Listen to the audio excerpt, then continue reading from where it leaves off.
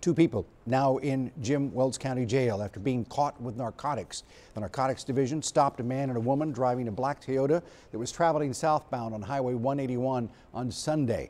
Authorities decided to search their vehicle after smelling marijuana. That's when they found more than 700 grams of synthetic marijuana, 8 grams of marijuana, and more than $27,000 in cash. Geneva Galindo and Dustin Moreda were arrested and charged with manufacture and delivery of a controlled substance. A video